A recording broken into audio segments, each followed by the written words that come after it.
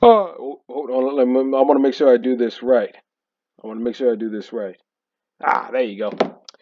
I wish that I was on good old Rocky Top down in the Tennessee Hill. Ain't no smog smoke on Rocky Top, ain't no telephone bills. Well, Rocky Top down in the Tennessee Hills was in the Tennessee dumps as the Florida Gators defeat the 11th ranked Tennessee Vols, continuing to prove that the Tennessee Vols are our little brother, continuing to own this rivalry, and I use that in quotation marks, I use it loosely, this rivalry with Tennessee. That's now 17-2. The Gators are now over the Tennessee Vols over the last 19 years. Uh, Tonight was a wonderful performance by Florida on both offense and defense. Special teams, I obviously have a few complaints I'm going to make, but all in all, great game by the Gators. First quarter, Florida takes the ball first. After opening kickoff, they drive down the field, put together a nice 5 to 6 minute drive, but sadly, it did not result in points because the kicker Adam Mahalik had his kick blocked by one of the Tennessee D linemen, so that went for nothing. Then Tennessee made Florida pay for that because within 6 plays, Joe Milton throws the football down for about, it was like a 50-something yard touchdown pass, and I'm thinking, oh man, it's gonna be one of them games, and Florida bounced back quickly because they take the ball, they take the ball afterwards, they get a couple of first downs. Trevor Etienne scores a 65-yard touchdown run. This man is a monster, and we're gonna talk more about him later on. And then right after that touchdown, Florida gets a three and gets Tennessee to punt, and they capitalize it because they drive on the football field yet again, and they get another touchdown. I believe it was Macho Johnson who scored to put the Gators up 12 to 7. I'm gonna check the player stats here. Yeah, Malcolm Johnson had a touchdown. He didn't really have a big game tonight, but that's okay. I'm pretty sure he'll accept that for being that it's a win. He scores a touchdown. Florida makes Tennessee punt yet again. The defense was absolutely phenomenal. I'm going to talk about them. And then Florida gets another touchdown. They drive down the field. Graham Mertz sneaks in the quarterback sneak in for a 1 yard touchdown to put Florida up 19 to 7. Uh, and then Tennessee, Florida. Florida scored again. Yeah, I'm trying to remember. Florida did score again to go up 26 to 7 before the end of the game. So before the end of the half, excuse me, to go up 26 to 7 at the first half at halftime. The third quarter, Tennessee takes the ball, drives down the field, takes 5 minutes off the clock, gets a field goal. You want a touchdown situation, but at least the field goal makes it a three-possession game down to a two-possession game. Florida, three and out. Bad start for the Gator offense in the second half. Tennessee drives down the football field again. The the referee, excuse me, who lines up the ball, accidentally kicks the football, so the center had to move it to snap the ball, but an umpire had to make sure that the ball was placed in the right spot, which he's supposed to do. So it's not a gaff. It was a gaff on the referee who kicked the football, but not the referee who tried to place it right. And that allowed Florida to substitute a couple of defensive linemen into the game, and it stopped Tennessee on a 4th down and 1. Florida punts the ball again. Tennessee drives down to midfield, takes all the time that's remaining off the third quarter. And then they give the full ball back to Florida on a 4th down and 1. Florida drives down the field for a 5 minute drive, gets a field goal to make it a 29 to 10 game. Tennessee tries to rally at the end with a little score with a quick touchdown drive on a hurry up, but it was too late at that point. Florida wins the game 29 to 16. The run game for Florida, for all the talk about how bad Florida's offensive line was against Utah, their offensive line in this game was tremendous.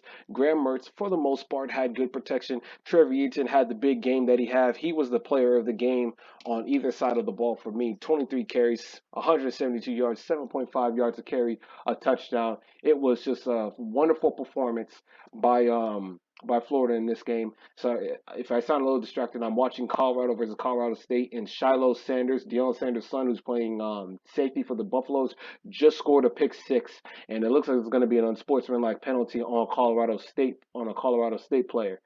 But 6-0 Colorado. But back to this game, the defense was absolutely good. I hope Eugene Wilson's okay. He had a collarbone injury that he suffered early in the first half. He was practically Florida's offense on their opening drive. But I hope he's all right. Uh, it was a so-so game from the passing unit, but the defense to me was as big of a story in this game, and the defensive stats have not come up yet, but they'll eventually be loaded once Google and ESPN has had time to update.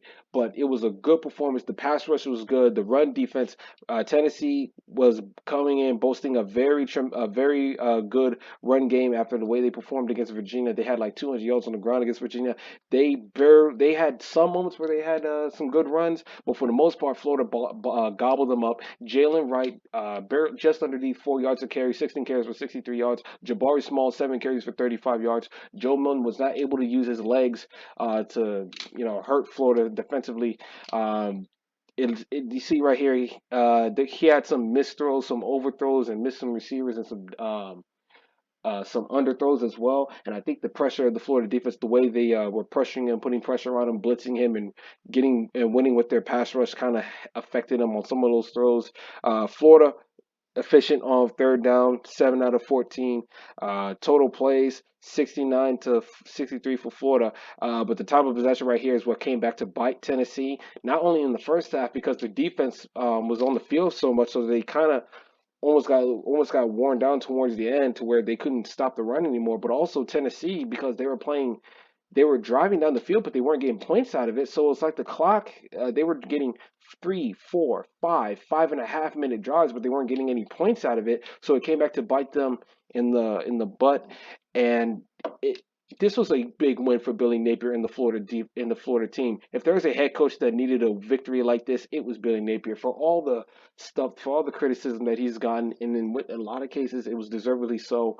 But man, he needed this one. They showed a stat after towards the end of the game that he was 1-6 against ranked opponents at Florida, and he was winless since he defeated Utah in his in his very first game as a head coach for Florida. Every game since then, he's lost afterwards. He lost to Kentucky when they were ranked. He lost to Tennessee when they were ranked. He lost to Georgia when they were ranked. He lost to Florida State when they were ranked. He had the terrible performance against Oregon State. Then he lost to Utah a couple of weeks ago, and he finally got a big signature win that he's gotten since the Utah game, and it was just.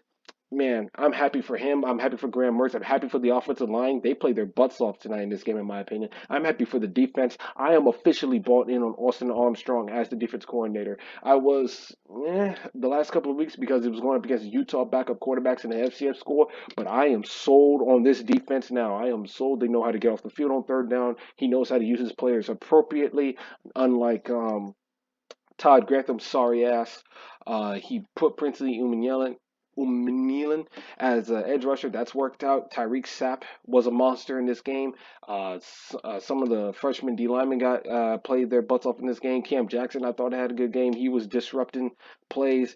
It was just a good all-around performance. Devin Moore got an interception for Florida on a play in which Tyreek Sapp and I believe it was Desmond Watson, got pressure on Joe Milton, and the ball kind of floated up in the air, and Devin Moore was there to pick it off, which led to a Florida touchdown. The defense played their butts off in this game. They manhandled Tennessee. They was more physical than Tennessee. They bullied Tennessee at the lines on both lines of scrimmage. Special teams, there needs to be some serious adjustments made on special teams because once again, another special teams error has hurt Florida again, and it's going to come back and seriously maybe even cost Florida some games later on in the season if they don't get this cleared up. You had two blocked field goal attempts. You had a shanked punt by Jeremy Cramshaw or Crawshaw or Crayshaw. I forget his name, but I forget how to pronounce his name at the moment. It has been a problem all year, and I'm sorry, if there is one criticism, Billy Napier, you have continued to show that you're ignoring the special teams and you're not addressing the problems that are on that unit. You need to get that fixed. You got away with it tonight against Tennessee, but if you want to compete with Florida with the elites, you cannot afford to continue to have these problems on special teams. But overall, I'm not going to complain too much. It was a good win by the Gators. They own Tennessee. We've been owning Tennessee since 2005, 2015, 2005 through 15, 11-year win streak. Then Tennessee finally beats Florida in 2016. But even in that year, Florida won the division anyway, so it didn't really get Tennessee anything but a week of celebration. The next year, 4-win Gator squad in 2017 beats Tennessee on a Hail Mary. Then for the next 5 years, Florida just owned them. Um, Decisively. 2022, Tennessee, 1-year wonders, beat Florida. Were able to celebrate. And tonight, when it seemed like everything was in favor of Tennessee, they failed again. Florida owns Tennessee. They are our little brothers until they've proven otherwise. We will continue to own Tennessee until we say we will no longer own them. And a great victory for the boys in the orange and blue.